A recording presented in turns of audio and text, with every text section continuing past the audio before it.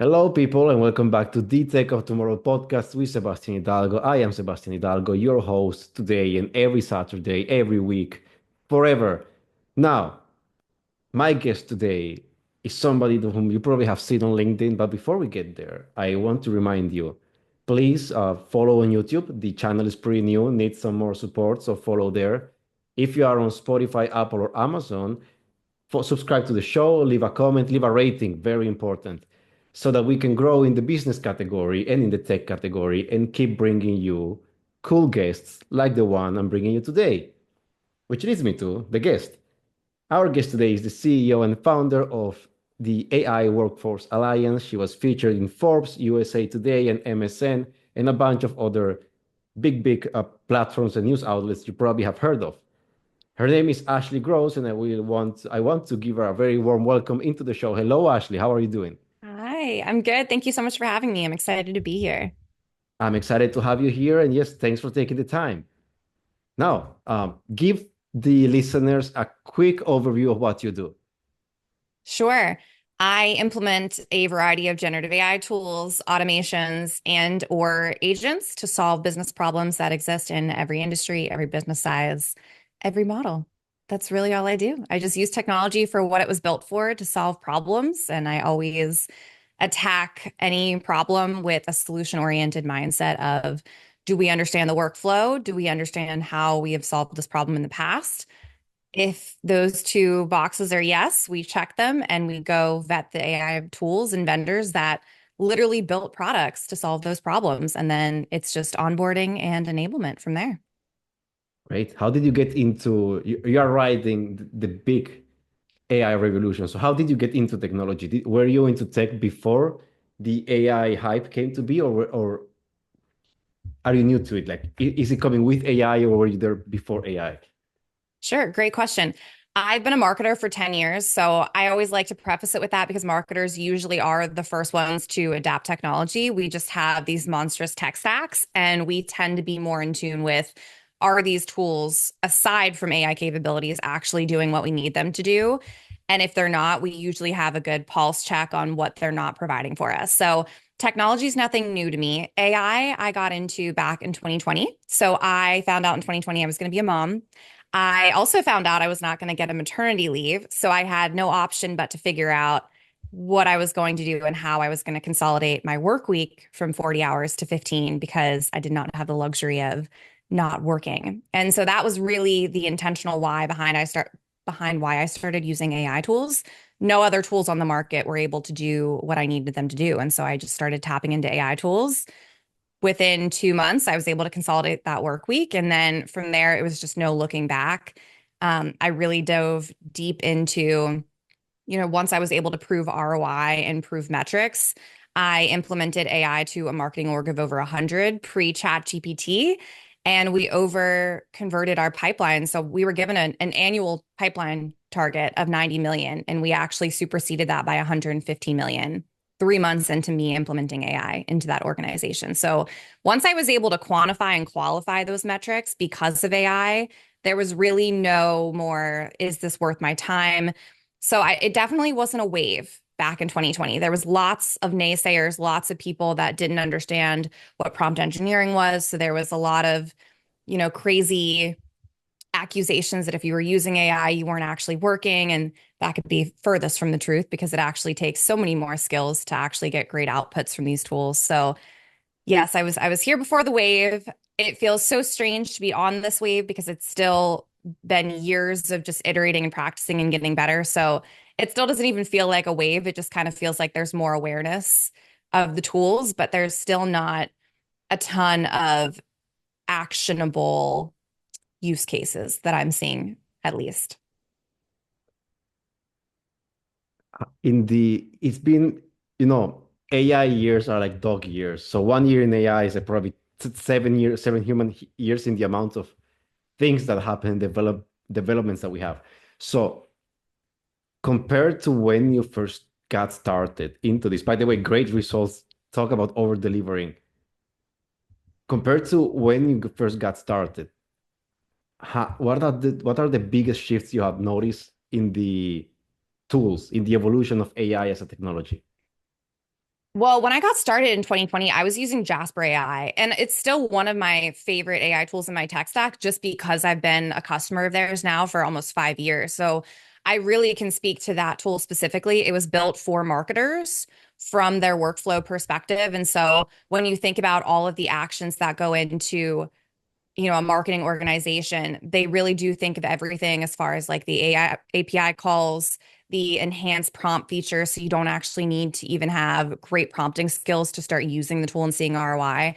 So I think just, zooming out, not only with Jasper AI, but with other tools, I think that the evolution I've seen really has been there was a lot more independence on the users to understand how to use these tools to the best of their ability. And now these providers are starting to implement little user additions like enhancing prompts so you don't have to know how to prompt, and API calls so that you don't necessarily need to know how to create an automation to make your technology talk. It'll just make an API call for you. So I think just more building in the buffers that people are having harder times overcoming, and we're looking at these quirks as barriers. Those are the things that I'm seeing as far as evolving with the tools. How do you see the impact of AI in marketing? Because the big thing when, at least when ChatGPT first came out, was that most marketers thought, "Oh my God, I will be out of a job." And what we see now, still, what we saw is that there was, to some degree, a commoditization of marketing because of AI lets you have this perception of, "Oh my God, it can copyright. Oh my God, it can design." How do you see that? I have always been fundamentally on the side of AI is not going to replace humans. If you think about a marketer's job is to get the right message in front of the right audience so that when they are ready to buy, we have already psychologically shown them who they should be buying from, right? Like it's to dangle the carrot in front of them so that when they are ready to purchase, we are at the front of their mind. And so as far as what AI is going to do as far as impacting that, it's going to make it easier for marketers so that they can actually do the things that they're good at, like experimentation, like iterating. Experimentation doesn't get enough of a call out, in my opinion, because marketers, it's 50% creativity and 50% experimentation. You have to be able to have buy-in from leadership and have the time and resources to experiment appropriately and actually measure ROI over a set timeline and look at where you could improve things. There's very few companies that even do retros after big campaigns go out. And that's a huge problem because that's not even experimentation, that's iteration, right? So if you think about how AI can help and not replace, it's getting rid of all of the busy work that prevents marketers from being able to have retros and be able to go back to leadership and say, here's what happened. That was great. And here's what we could do better to improve next time. And here's how that translates into budget. It takes all of that busy work for you and gives them the capability to think more like strategic leaders. And I don't know one marketer that would say, I don't want to be a strategic thinker. I don't want to be in boardrooms and making decisions with C-suite staff. Everybody wants more of those experiences because they want to understand what their impact in the business has on those conversations and on those experiments. I like this. You are the first person, and I've talked to marketers very often. You are the first person that brings up experimentation as being 50% of marketing. I never thought about it that way, but it actually makes sense. It is at least 50% of marketing. Now, would you say that AI is giving marketers the opportunity to have the bandwidth to learn how to speak the language of the executive team? It, is AI giving a CMO, for example, a chance at actually learning the language of the CFO and the CEO and improve that relationship? 100%. Absolutely. And I've seen that. It's so funny because I've seen this across the board with all 11 of my enterprise clients this year. They have different phases. So if you are, that mid-level manager and you are getting inundated with requests from your employees, then you don't have time to be strategically involved in conversations with your superior, team members and employees. And just like that goes, the same analogy goes for those C-suite members. They can't integrate together cross-functionally across different departments if they don't have the time because they're putting out fires from their mid-level managers. So this truly needs to be a top-down, bottom-up approach for buy-in because there's no scenario where it's just top-down. and not bottom up and vice versa. Everybody's got to be bought in and understand what they can do and how they can impact mass adoption when it comes to AI. But they all need to understand that they all play a key role. And you need to make it very abundantly clear how important their buy-in is, regardless of what their title is. There's been a lot of buzz around AI, but still, at least where I'm at in Germany, speaking from here, most small and medium businesses are lagging behind. Could be a Europe feature or could be a global thing. Anyway, I guess you work with international clients given where you've been featured. So if we role play right now and I pretend to be the CEO of a medium-sized manufacturing company and I tell you, I really don't see the point in investing in all this AI. Yeah. How do you react to that? I would say, great, that's totally fine. Listen, you yourself might not get left behind in this movement, but your business will, because we live in such an instant gratification time where consumers, regardless of what social media platform they are on, because that wasn't the original intent behind them, they can in one click be scrolling their social media feed and buy something. And if you don't have that capability and you don't make that user experience great for them, your competitor will. And that's where it's going to hurt you. So maybe you're not bought in on AI, but maybe you're not looking at your business and you're not giving it a threshold of health and you're not scoring it, right? AI doesn't need to be for creating blogs. That's what we hear all the time because it's the low hanging, fruit use case, but you can cut operational expenses. You can cut anything that you want and need in order to excel, but you just need to know as a business owner what that looks like and what that list looks like. That's what I would tell them. You had me at cutting operational expenses, to be honest. That's the Yeah. one thing every business owners will go, okay, let's keep talking. You mentioned something that you mentioned competitors leaving small and medium businesses behind, right? Two things here. The first one is after 4 years, almost five in of AI being the thing, I keep seeing companies, especially among my clients too, or potential clients in particular. I see them claiming that AI will is every business's competitive advantage. At the same time, though, as a strategist, I understand competitive advantages as something that you have, the others don't. A competitive Mhm. advantage is a moat. So is AI still a competitive advantage? Or is it becoming more and more of a minimum capability that you need to have in order to be able to be in business? I don't think it's an advantage because I don't see nearly enough businesses actually treating it as such. I would say that AI is a vessel that you can get your competitive advantage in if you know where you're steering it and why you're steering it. And back to that operational cost, right? If I'm a financial institution, right? Maybe if I'm looking at just the media is telling me to implement AI for customer service and chatbots. But as a customer who banks with a big bank purely for customer service and that being a perk, I would tell you to not initiate chatbots because I, as a customer, would hate that experience if I'm frustrated and I'm waiting on a direct deposit to come in and I'm trying to ask this chatbot where it is. I would be furious. What I would tell that financial institution is perhaps you and your vessel for AI capabilities use a secure phone screening service so that people can opt in by choice to have their voice recognized so that instead of spending 10 to 15 minutes getting routed from human to human and having to say what my address is or my driver's license or my social security, one time I opt in to voice recognition and within 5 seconds of me calling from now on, it's already verified who I am. And that skips a barrier. Now let's take that down a notch and look at what that does to your operational expenses. If you don't have every single human on the phone for 10 to 15 minutes asking for people's confirmation when they don't even know what they're calling for in the first place, what would that do to your bottom line? So it's really just looking at if AI is a boat and you know what the problem is and you're taking AI to go solve that problem, then yeah, absolutely, that's a competitive advantage. But if you're just going to cherry pick some tools because you've heard about them and you want to train your staff on how to use them without knowing why or how to measure it, you're just wasting everyone's time. I love that answer on so many levels, especially because something I tell my clients is to not chase trends. You don't implement a chatbot. That's always the example.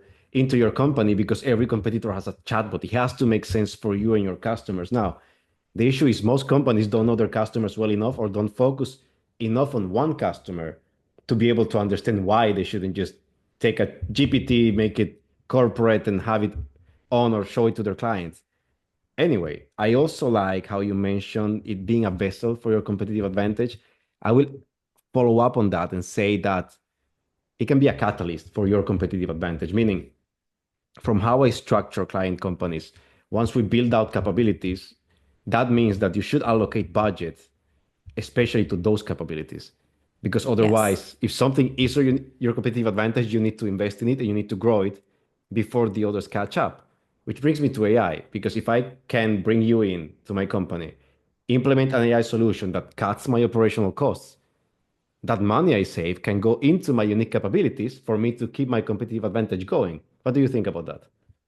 Absolutely. 100%. That's exactly what it's all about. It's just about really, in order to take advantage of this, you have to unlearn what you thought made you special. Because at the end of the day, we're all selling something. We're all selling something. And if you are selling your products and services the exact same way your competitors are, how are you differentiating yourself? You're not. So really just looking at, is my business doing well? Do I know what like the metabolic, what does that homeostasis look like for my business? What does that happy threshold look like? What is normal for revenue? What is normal for expenses? And then like, where can I improve? And then take that down to your marketing and sales teams and say, like, here are the problems we need to solve as a business. How can your department help contribute to solving that problem? Because so often we start seeing silos where the founders and the C-suite aren't even aligned on how the business overall is doing because they're so segmented in their own departments that they're like, well, we brought in this many leads, so marketing's good. Doesn't matter if sales didn't close them. But if you zoom out, it's like, well, no, if sales didn't close them, we don't have jobs. Nobody has a job. So it doesn't matter if you crushed your KPIs or OKRs. Everybody's not working towards the same goal of the business. It's funny you say that because that's like most of my job is getting leadership teams and people to align behind one positioning and to understand that I have a post coming about this tomorrow, literally. The fact that sales and marketing teams in a lot of companies are very rarely friends. They're rivals or they don't pay attention to each other. To me, is crazy because Yes, literally one is providing leads to the other, and the other and sales is providing to marketing the information it needs to keep generating quality leads. I see that disconnect so much, especially in technical companies. It drives me crazy because it doesn't make any sense. That's the backbone of the business, and most yes. companies are neglecting it. Absolutely. And that you just nailed it spot on. And I would also go one level deeper and just say two things. One, products should marry marketing and sales. So if you are looking at implementing AI, product is a great place to start because that's ideally where everything should be crystal clear as far as MVP, as far as iterating and responses and knowing, how often your personas are being mapped and if you are actually looking at deals you've closed and getting real intentional data from those and not just a high level summary, right?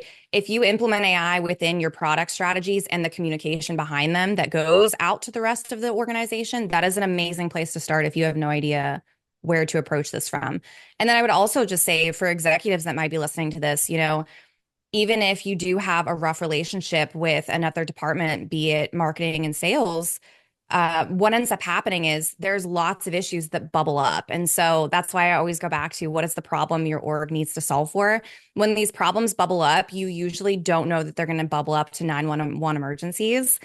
In marketing, it's usually your content teams or your email marketers saying like, oh, this email marketing campaign didn't convert like it usually does, or content saying, this white paper is not converting like it historically has. And people aren't taking these little one-off complaints seriously. And then they bubble up to the point that now marketing execs are having weekly pipeline calls with sales execs and founders are brought in. And by the time the founders and the boards brought in, now it's political games. Now it's who do they know in those seats the longest? Who do they think that they trust? Who represents themselves well? So this really does affect every single person.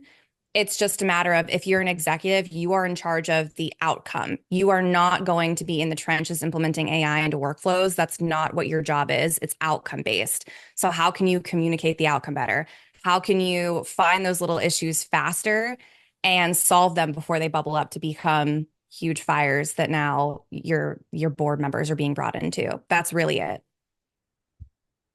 Wonderful. And for execs listening, and on the sales side, the issues that bubble up and nobody pays attention to is when you have these little dips in conversion rates. Like you start closing less deals, and it looks like a momentary, and it looks like a seasonal issue. It can look like, oh, maybe we lost that client. Maybe this wasn't a properly qualified lead.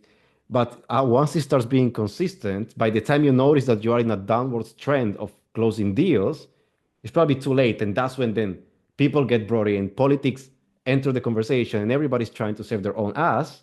And you don't get to find out what's happening in the company, and your company starts tanking in revenue. So this, I love how you put it, because there are these little signals, these markers of of issues in the company that start accumulating, and once they compound too much, it's probably too late to have a quick solution, at least, or a cheap one. Yeah, absolutely. I have a great example of this. One of my clients a couple of years ago, they were having really slow sales cycles. And so they brought me in to implement AI to solve those sales cycles. And so the first thing that I did was I looked at what they were counting in their CRM as high intent leads to make sure that the people that they were even taking the time to market to were actually high intent. And then they were. So then I moved on to looking at their digital footprints, right? So, like that nice little handoff between marketing and sales that you were just talking about, does sales know what those digital touch points are? Do they know what we got them with, or what specific piece of content or what event? Do they know like what they're interested in before they get on the phone with them to book a demo or talk to a sales rep? They didn't. And it turned out that when we did a little bit of investigative work, all it took was 2 days for me to run an audit of their website. And I saw that all of their customer success stories were mid market and specifically geared towards one region. And the targets that all of the sales reps were trying to go after were all enterprise for a whole other region. And so there was really like 5 out of 115 customer success stories on the website, but nobody had thought to put themselves in the prospect's shoes to go through the website to see what their experience in buying this product or solution would be. And so when we put a little bit more effort into fast tracking our customer success stories, we just added a couple AI functionalities so that after the client closed, they got a contract. In the contract, they agreed to a customer success story, a quote, a photo. We got all their approvals in one email instead of constantly emailing them every time we need something new, which bothers them, which takes up time, which waits for approvals, et cetera. Then we were able to fast track customer success stories for enterprise clients for that specific region and map more digital touch points, which actually sped up the sales cycles. Because in the minds of the sales reps, they're going after the enterprise deals because they would rather have one giant whale than a couple mid-market smaller deals, even if it equates to the exact same money. But there wasn't thought into, well, what goes into closing that giant whale as opposed to those smaller mid-market deals?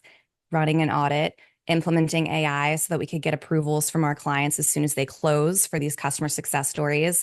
Now our website team knows on a monthly basis what we need to improve for the website with.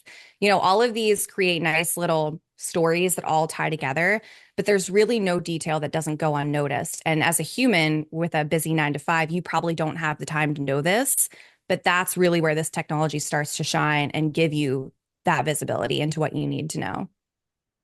I love how you put this. And would you agree with me then that most of the business issues, at least most of the ones I notice, even most of the alignment issues I see internally in companies, come from the inability of people inside those companies to put themselves in the client's shoes? Absolutely. I 100% agree. Also, I hope somebody's Yes. listening to this, because you dropped a pearl about a complete gem about how to automate the whole customer reference thing, because that happens so much in so many So much. companies. And by the time you end up sending emails to past customers about, hey, we are writing this customer reference story, can you please send us a picture and a quote? Then you run into the issue that you are not in contact with the CEO directly. So probably you're in contact with somebody that will need to ask somebody else for approval before the CEO even finds out that that project they did last year needs a customer reference. Yep. And you get trapped into the politics, and the customer reference never comes to fruition. Right. Or you're just abusing the client. So, you lose all your negotiation power the moment that they sign that deal. So, like while you're negotiating, while they're negotiating price or more features, throw in there exactly what you need them to be a reference for with timelines, right? Because if you have your marketing calendar of events for the whole entire year, give or take, then you know the events, you know the high priority leads if sales has a nice dashboard put together. So you can genuinely ask them within one email in writing, I need this many, referral emails sent to clients. I will start pinging you on this day. Here's some events that we would like you to attend. Please let us know which ones you can and can't. All before the signing is done. And then that general approval is right from the top with the CEO, to your point. And that's it. And then you don't have to worry about it again. Just log it in your CRM so that you don't have marketing and sales playing ping pong with this customer. And it makes your reputation so much better because then you're not going to email them a bunch of times. You're not going to use them anymore. People change, right? Like the average person stays at a company for 2 to 3 years.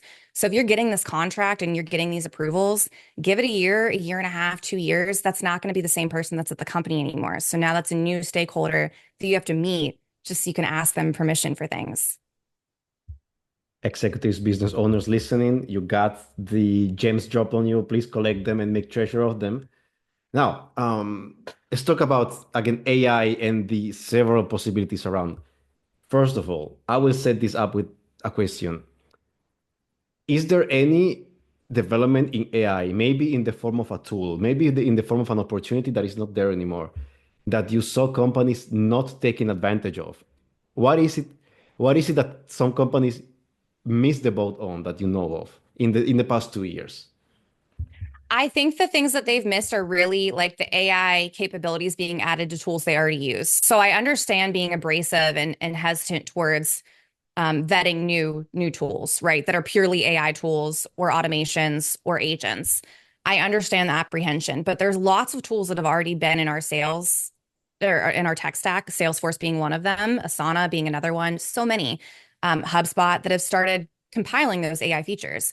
And so I think that that's really where a lot of companies have missed the opportunity to experiment because they've already vetted these tools, right? These tools already owe them secure data privacy collection. And they've already, negotiated these contracts, spoken to their product teams, know the product roadmap. So to start testing in a safe place that's already approved, that you already have a user experience perspective on, I think to me is where people are missing the mark. They want to go get new tools instead of trying to learn what they already have. Asana AI has been a game changer for internally creating rules and tying together label review processes, right? If you're a small or medium business, there, you don't need a bigger tool than that for the most part, unless you're in healthcare or space. Um, and so I think that that's really where a lot of people aren't doubling down just to kind of test what they already have to see if it's working and run an audit because you have to be married to your tech stack. Before you add any AI tools, automations, agent, you better be married to that tech stack. You better know that it's solving the problems you need it to solve and you bought it to solve because everything that you do on top of that tech stack you need a workflow for it, which means you're documenting it in Miro. You are training your team, you're onboarding your team. The moment that you pluck one of those tools out of your tech stack, that's all for nothing. All of those workflows, the enablement sessions, the onboarding sessions, that's all for nothing. And that is the complete opposite of agile marketing, which is really what these tools are supposed to give you. The follow up to that is what are these companies or any company missing out on right now? What is the thing we need to keep our eyes open for and that we should be, what is the train we should be hopping on right now? Agents. Everybody should be trying to build an agent to manage an automated workflow. It can be something small if you don't want to dive right in.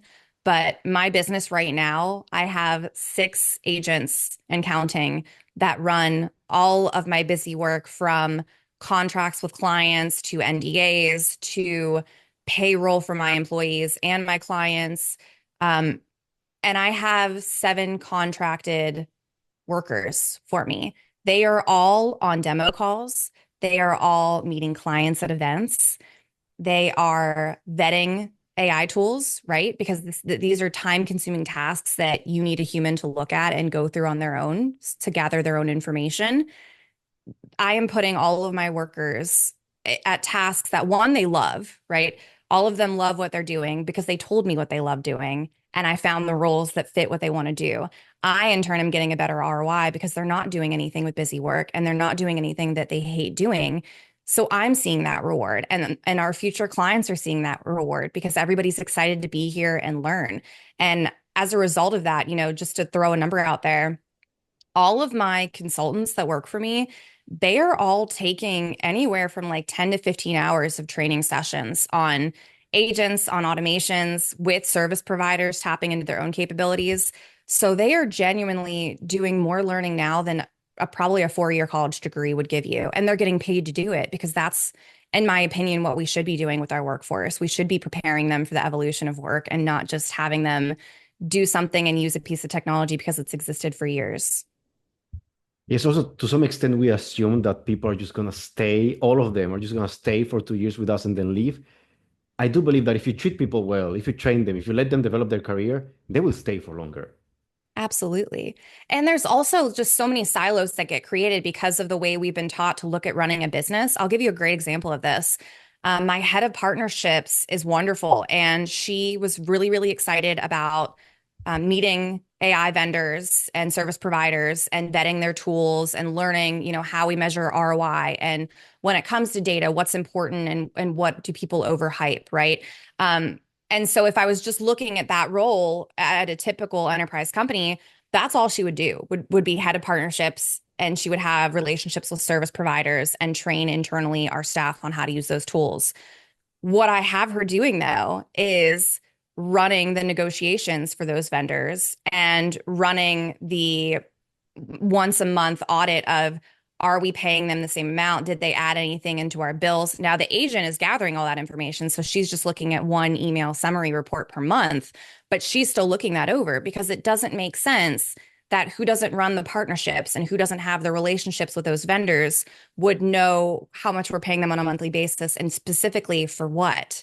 Because how would I know that if that's her role to talk to them for? So just reinventing roles that make sense that didn't necessarily um, have, the intentionality behind them before AI. That's really where I think people are missing out, specifically not using agents for.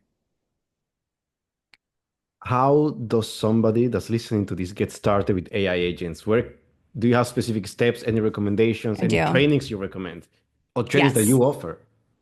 I offer so many trainings. So I would say, when is this podcast going to come out? January, mid-January? Probably start of February. Okay, so the ashleygross.com will have all of the trainings. It will be a nice little experience where you actually choose the tools in your marketing tech stack, and then you're given a pathway of, here's how to optimize that tech stack with the AI functionalities, and here's how I would integrate automations and agents into that.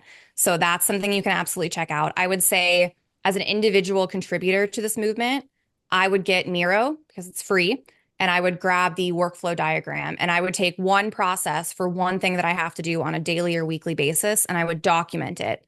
So I would actually have a visual for what all the steps in this one workflow look like for me. And I would get the Google Chrome extension. Again, this is free, called Toggl, Toggl. And as I'm creating this workflow, I would time myself and see how long it takes me to actually map out my time for this one workflow. And within that same exact window, it's just a little extension you click down. You can add it to a project. You can say, I hate this. I love this. You can start and stop a timestamp. So now you know how long it takes you, what your workflow looks like. It's documented, it's written out, it's bucketed into things you like or hate. And then from there, I would actually go to a company like Get Lindy, who creates agents. And I would say, here's this one workflow. Here's the time it takes me. Here's all of the tools that I have to use for this one specific task. Create me an agent that can do this. That's what I would do. You have to get more intentional about your time first, though. I love that because time is the most valuable resource we have, Yes. even in business. Now, what are 2 to 3 of the solutions you provide with agents or the main problems you solve using AI agents?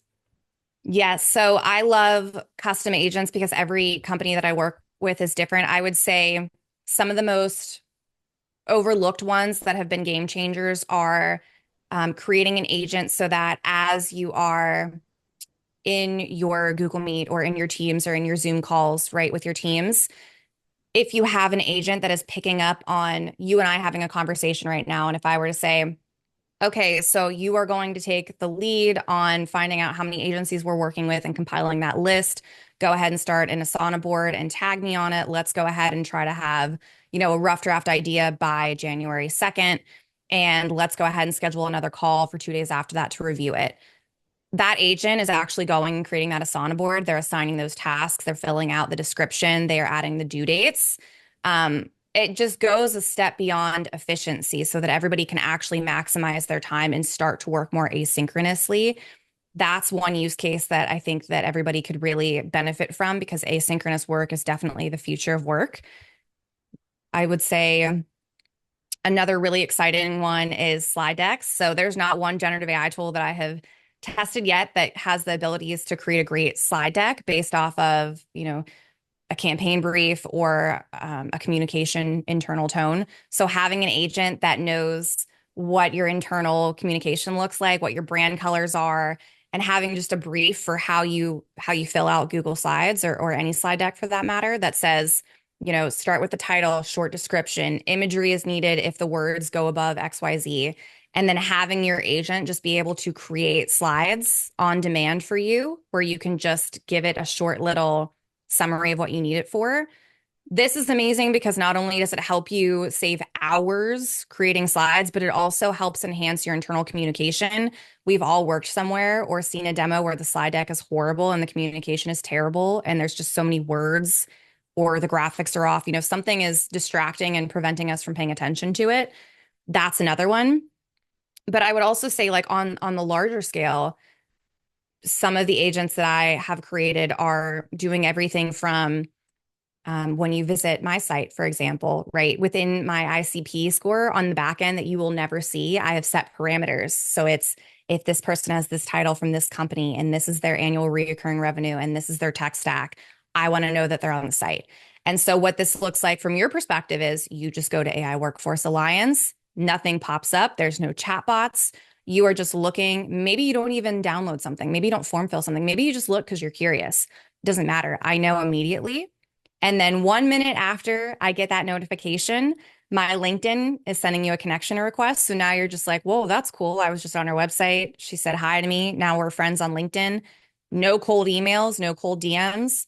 24 hours later, maybe I send you the first email and say, hey, I noticed on your LinkedIn you're really into AI agents. I created a free 10-day email course on agents. Would you like me to sign you up and opt in? Now you're opted in. Now I own your data. And I'm just trickling real resources out that are extremely relatable and personalized to you because of all the back end generative AI tools that are connected by automations that are run by my AI agent on the back end. So this just looks like a really cool experience for you where I'm just giving you free resources and you don't know why. You just happen to stumble on my site. And that's kind of what marketing is you just feel really good about the product and you're curious and you stick around because at the end of the day, what I'm really doing is I'm marketing you 10 days in a row with this one email, with this one CTA. Hey, if you want more, don't forget, you can always book a consultation for $250. When could you ever put that message in front of someone for 10 days and not get blocked or put on the spam list? You couldn't, but you can if you're doing it this way.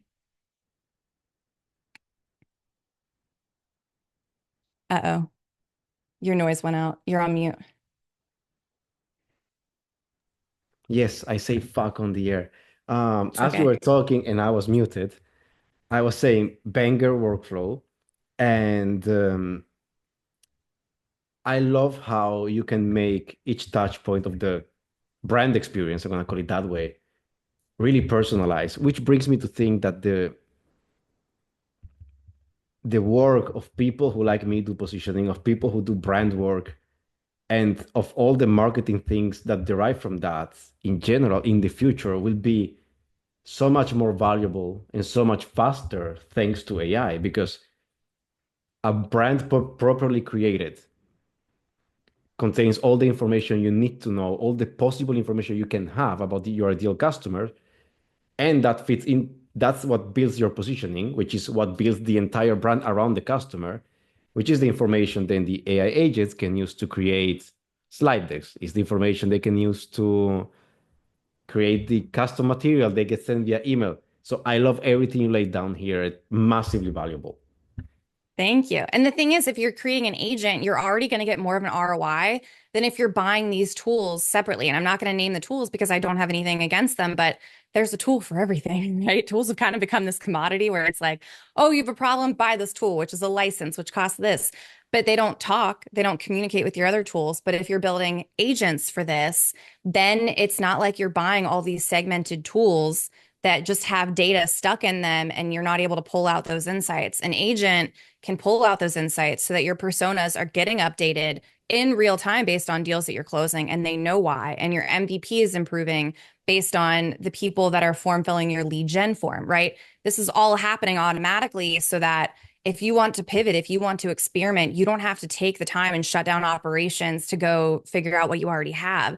That's the thing. Everybody loves saying that, they're data driven. Data doesn't mean anything unless you have insights and you know what you're using the data for. If data is just stored in all of these, tools, and on average, a marketing org at an enterprise company has anywhere from 20 to 30 tools, who's going to go find that data and pull it out and map it across the whole company and make it relevant for everyone's roles? That's a lot of time. And there's not one person dedicated with a job title to do that. I also wanted to bring up the point adjacent to this whole thing of AI agents will work better if you don't get lazy as a company about your data, about your customer experience, about building the customer personas you start with, about doing the work to actually stand out in any market. If you get lazy about that and you start just throwing AI at a company that's a mess, you will get minimal results and then you will blame it on the AI implementation when it's actually your data, it's actually your company that was dysfunctional to begin with. Would you agree with that? Absolutely. I always say that AI is an enhancer. If you have crap there and you don't actually know, it's just going to enhance that crap. If you've got something good, then it will amplify it 10 times what your own team could actually do. So, yes, you nailed it once again. Thank you. Now, what are your three favorite AI tools? Besides, do you have any in particular that you can name, or do you want to keep it to not name? No, I will name. Okay, so for agents, I would say Get Lindy. I am loving right now. If you are getting started with agents, I would say Zapier because Zapier has chatbots, automations, and now agents. And so if you are new to automations, first of all, just know that you need to play around with generative AI tools and then start to play around with automations in order to maximize agents. Like there's no scenario where you get to bypass automations and be good at creating agents because they have to run those automations. So Zapier, I would really strongly recommend.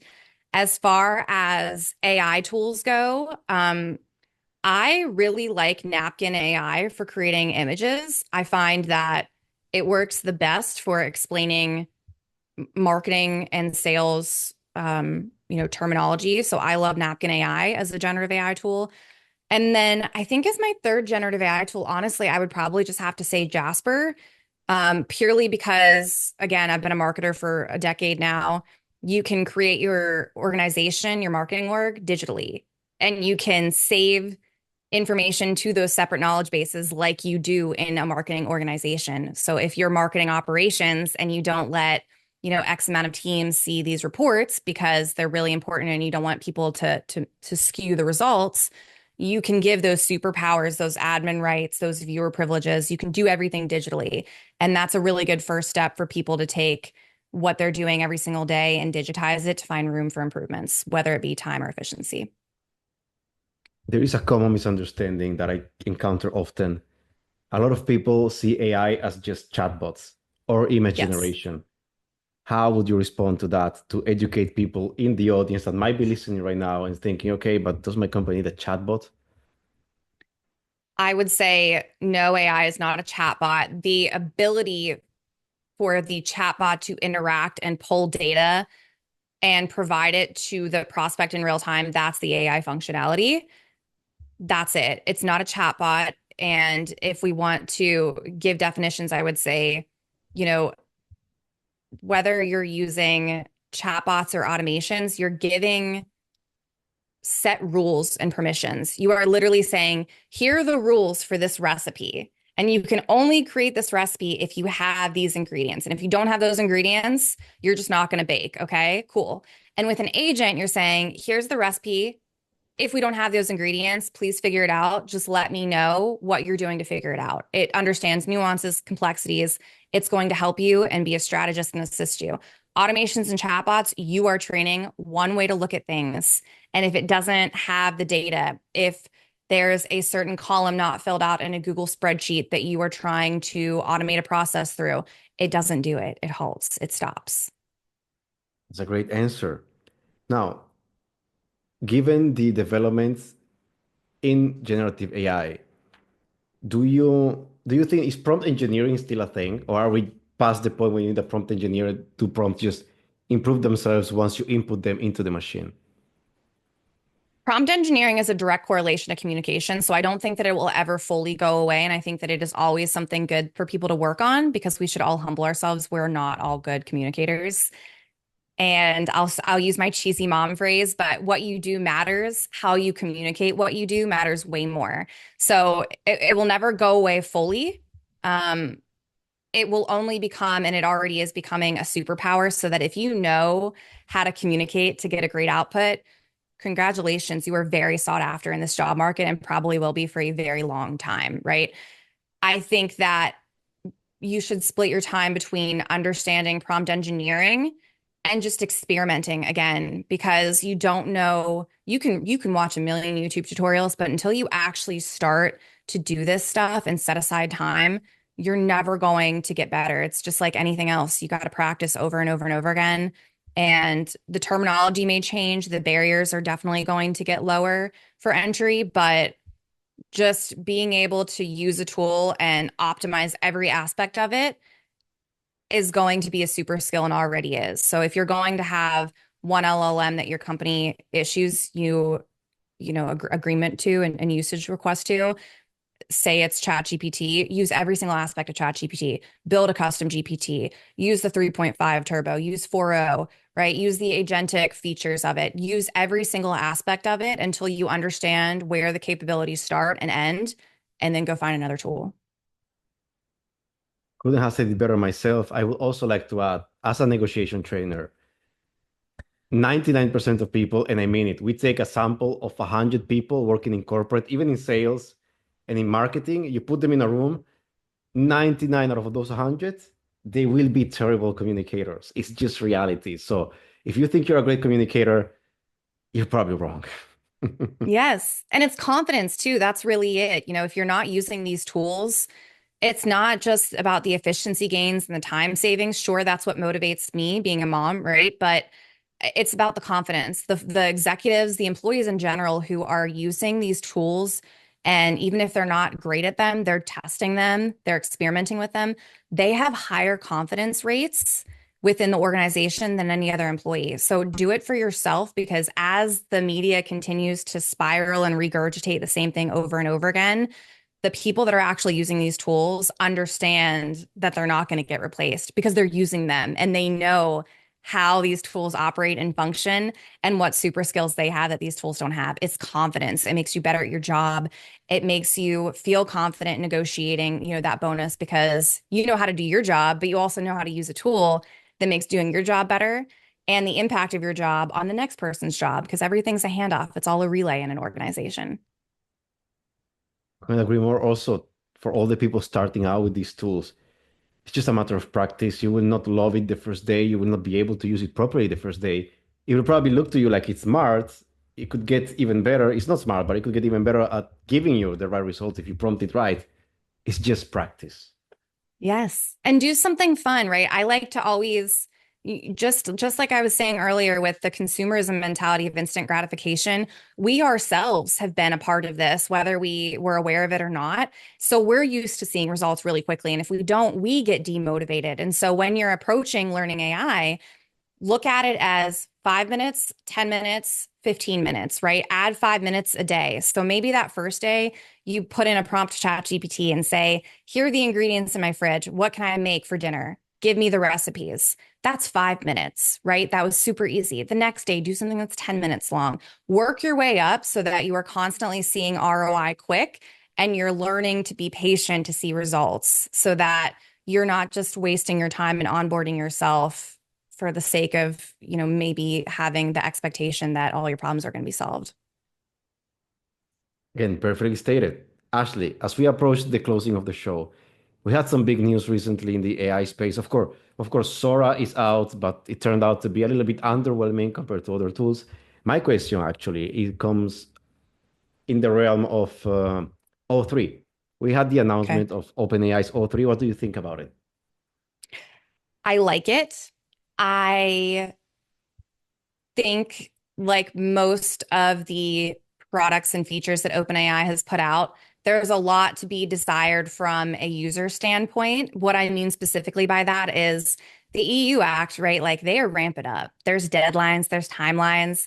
And I think it can be tricky from a user experience when you're seeing these tools because obviously OpenAI's version compared to Midjourney is more user friendly and affordable.